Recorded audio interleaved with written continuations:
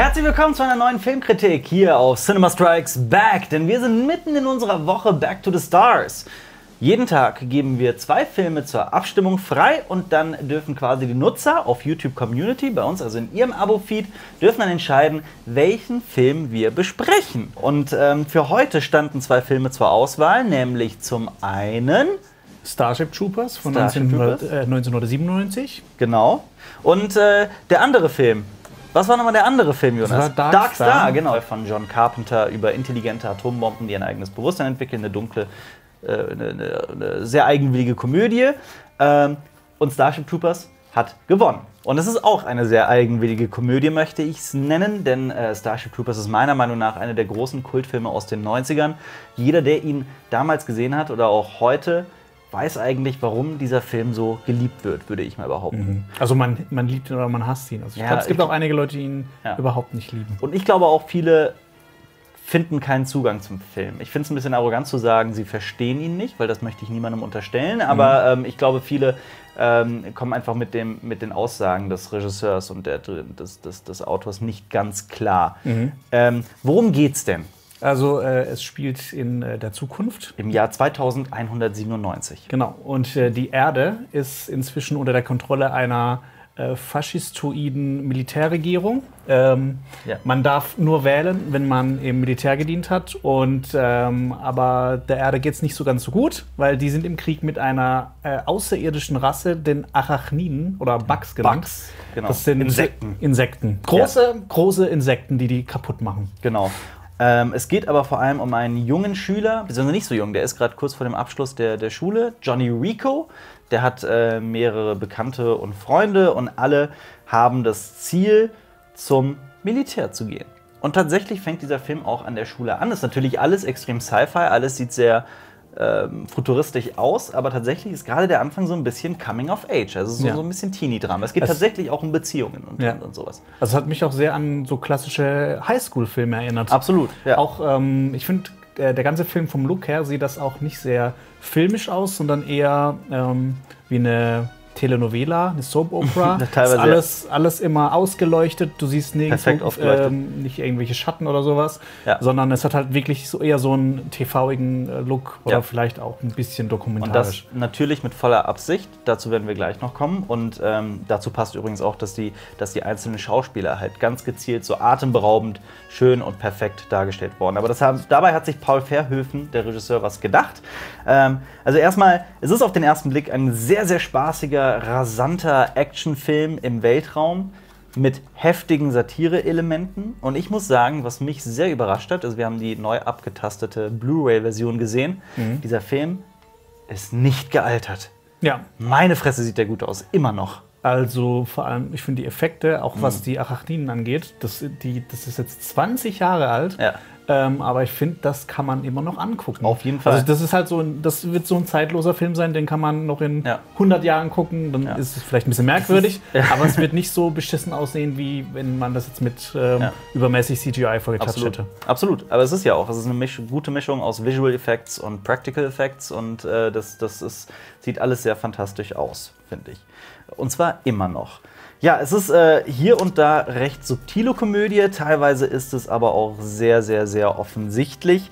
Allgemein werden meiner Meinung nach in diesem Film kriegsverherrlichende Filme und Propagandafilme persifliert, weil er halt eben genauso daherkommt. Wenn man zum Beispiel die verschiedenen militärischen Aufstellungen sieht von den Soldaten, so in der perfekten Organisation, in der perfekten Aneinanderreihung, dann erinnert das sehr, sehr stark an so Filme wie Triumph des Willens von Leni Riefenstahl. Der arbeitet eben genau mit diesen Ordnungen. Und tatsächlich gibt es sehr viel Nazi-Persiflage in diesem Film. Das sieht man vor allem an den Uniformen der Soldaten. Das sieht man an dem Logo der Galaktischen Föderation. Das sieht ja auch so ein bisschen aus wie der Reichsadler.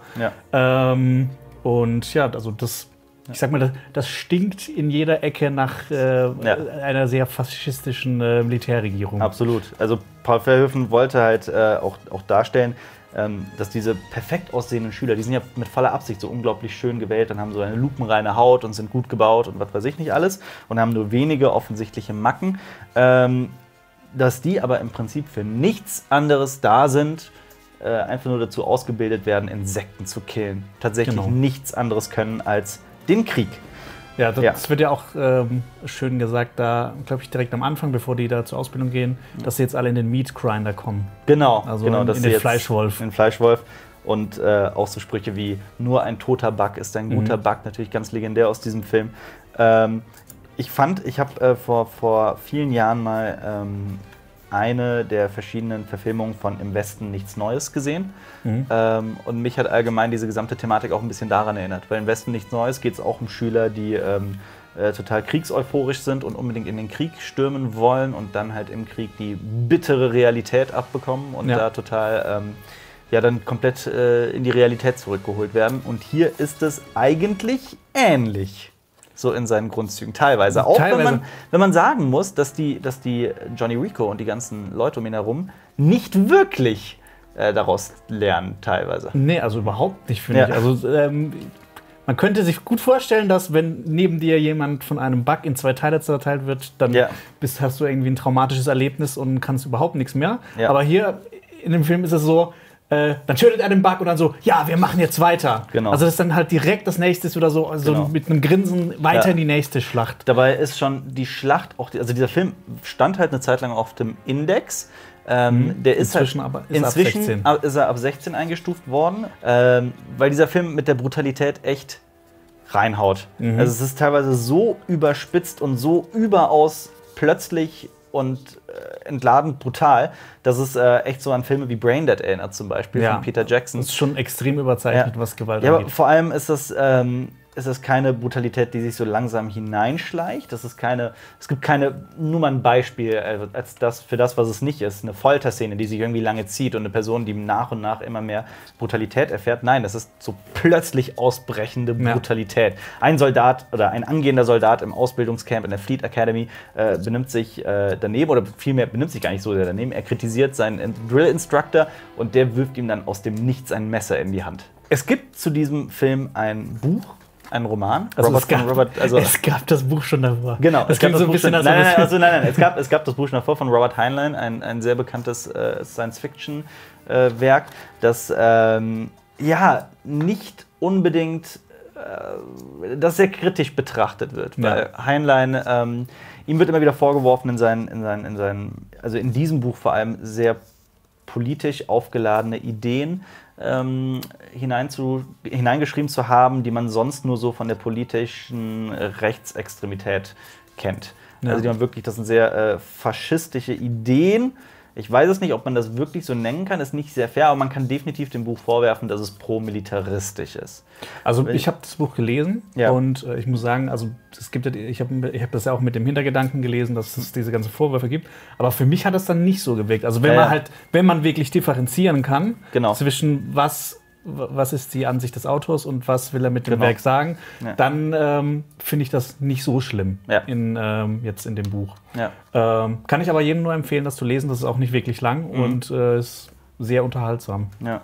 Aber es ist auch gibt auch ein paar Unterschiede. Ja. Es geht halt auch vor allem um diese Idee, dass in dieser Zukunft der einzelne Mensch, das Individuum, was für seinen Volk, für seine Nation oder vielmehr halt auch für die Föderation was leisten muss, bevor er überhaupt als Mensch betrachtet wird, als Citizen.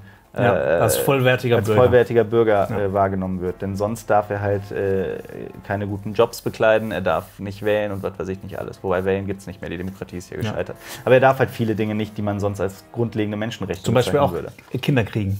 Das ist dann, es wird einfacher, wenn man beim Militär war. Genau. Genau.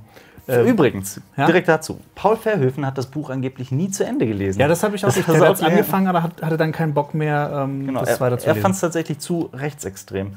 Es ist aber auf jeden Fall eine sehr, sehr interessante Zukunftsaussicht. Lass uns doch mal ruhig über die Schauspieler sprechen, weil Figuren tragen einen Film und Casper Van Dien spielt Johnny Rico. Ja. Das ist einfach ein gut aussehender, perfekter Rich Boy. Genau, das Rich Kid, das aber seinen Weg ins Militär finden will. Genauso oder ähnlich ist Dina Meyer als Diz, als das Mädel, das wahnsinnig auf Johnny Rico steht. Und wir haben die sehr talentierte Denise Richards als Carmen Ibanez. wirken alle so ein bisschen so, als könnte man sie auch in irgendeiner Soap-Opera, hätte man sie casten können. Aber da spielen noch 2 andere sehr bekannte Menschen mit, nämlich zum einen ja, du sagst. Okay. Mir fällt der Name gerade nicht ein. Neil Patrick Harris. Genau, als Carl. Als Carl. Der spielt auch der spielt auch in How I Met Your Mother mit. Und vor allem, da fällt mir noch gerade ein, gerade er trägt in der zweiten Hälfte des Films eine Uniform, die sehr, sehr stark an eine SS-Offiziersuniform erinnert. Also nicht nur daran erinnert, das könnte wirklich 1:1 eine sein. Die haben doch auch ihn, glaube ich, irgendwie so beim Dreh auch irgendwie Doogie Himmler haben sie ihn genannt. Doogie Himmler, also Neil Patrick Harris ist bekannt geworden durch seine Rolle als Doogie Howser, als ein ganz junger Arzt. Und Doogie Himmler, die Verbindung her. Genau. Neil Patrick Harris spielt mit, aber auch Dean Norris zum Beispiel, den kennt man auch. Stimmt, aus Breaking Bad. Das ist Hank aus Breaking Bad, das hatte ich komplett vergessen. So, ich hatte immer in meinem Hinterkopf, hier, Neil Patrick Harris spielt in Starship Troopers mit. Ja. Aber Hank aus Breaking Bad hatte ich überhaupt nicht mehr auf dem Schirm. Gar nicht. Ich bin sehr gefreut, das nochmal zu sehen. Also dieser Film war halt so beliebt, im Nachhinein auch wenn er nicht so erfolgreich war durch Titanic vor allem. Der ist tatsächlich genau zeitgleich gestartet oder ungefähr zeitgleich und hat Starship Troopers aus dem Kino verdrängt. Aber Starship Troopers hatte trotzdem einige Nachfolger. Es gab den 2. Hast du den gesehen? Ich hab 2 und 3 gesehen, aber ich fand die beide nicht so toll. Also ich finde, die haben dann immer nur diesen Action-Aspekt aus dem Film genommen und haben diese ganze Satire auf die Militär... diese Überspitztheit, diese komödiantische Überspitztheit haben die halt rausgenommen. Beim 2. stimme ich dir zu, der ist meiner Meinung nach völlig vermurkst. Den 3., Marauder, der spielt ja lange Zeit danach, den finde ich wiederum recht gut. Also ich mochte den tatsächlich. Der hat eine sehr bedrückende Atmosphäre auch teilweise, gerade am Anfang. Dann gibt es aber noch 2 japanische Filme, wenn ich mich nicht irre. Ja. Da habe ich gerade sogar den Namen vergessen. Ja, die habe ich auch nie gesehen. Ich habe die auch nicht gesehen. Aber das Spiel habe ich gespielt. Ja. Das war auch ganz gut. Ja, aber da ballert man ja auch nur. Wobei die Cutscenes sind halt sehr Starship Troopers empfunden. Ja. Und gerade dieser Film hat ja auch so viele Propagandabotschaften, also innerhalb des Films so gezielte Propaganda, die halt so überspitzt ist, dass es halt... Aber das ist echt gut gemacht. Es ist halt wie eine Karikatur. So, du nimmst bestimmte Versatzstücke der Wahrheit und überspitzt die so dermaßen, dass du halt damit auf kleine Entwicklungen in der Realität aufmerksam machst.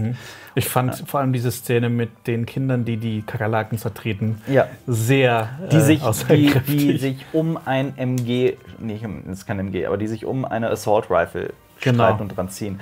Ja, sehr bezeichnend. Und es gibt übrigens auch noch ein Starship Troopers Anime aus dem Jahr 1988. Der auch übrigens sehr, sehr toll aussieht und sehr speziell sein soll. Ich habe ihn nämlich noch nicht gesehen, aber ich will das noch unbedingt nachholen. Ja, was gibt es sonst noch zu sagen zu diesem Film? Möchtest du Punkte vergeben? Möchte man wirklich einem Kultfilm aus den 90ern, der eigentlich über jeden Zweifel erhaben ist, Punkte vergeben? Ja, würde ich schon machen. Dann gebe ich 9. Ich hätte jetzt auch 9 gesagt. 9, ja, es ist aber du hattest bei Letterboxd 8 eingetragen, glaube ich. Kann sein. Dann aber aus Versehen. Ja, also aber ich muss echt noch mal sagen, ich habe den, glaube ich, letztes Mal auch vor 10 Jahren oder sowas gesehen. Und der hat sich immer noch gut gehalten und der sieht fantastisch aus. Der sieht fantastisch aus. Und der ist von vorne bis hinten super unterhaltsam. Spannend, teilweise bis zum geht nicht mehr. Extrem witzig auch. Also gerade auch bei der Szene mit dem Messer und sowas. Ja. Also weil das halt wirklich auch alles so überspitzt ist. Absolut. Ja, macht auf jeden Fall sehr viel Spaß, der Film. Absolut. Also er bringt mich sehr zum Lachen. Er unterhält von vorne bis hinten. Es ist Action drin und sogar eine Botschaft. Ja, genau. Also diese Satire-Elemente, die sind halt. Ich lese öfter mal von wegen, dass sie subtil werden. Ich finde überhaupt, die sind so auf die Nase gebunden und überspitzt. Voll in die Fresse rein. Ja, aber das sorgt halt irgendwie dafür, dass dieser Film eine ganz eigene Atmosphäre hat, die man so kaum in Worte fassen kann. Weil Paul Verhoeven ist halt, kennt man auch, weil er Total Recall gemacht hat zum Beispiel und Robocop. Die sind ja sehr ähnlich. Gerade Robocop ist auch so eine Gesellschaftssatire, die so offensichtlich ist. Und das ist halt einfach dieser Stil von Paul Verhoeven, den ich sehr, sehr, sehr mag. Ja.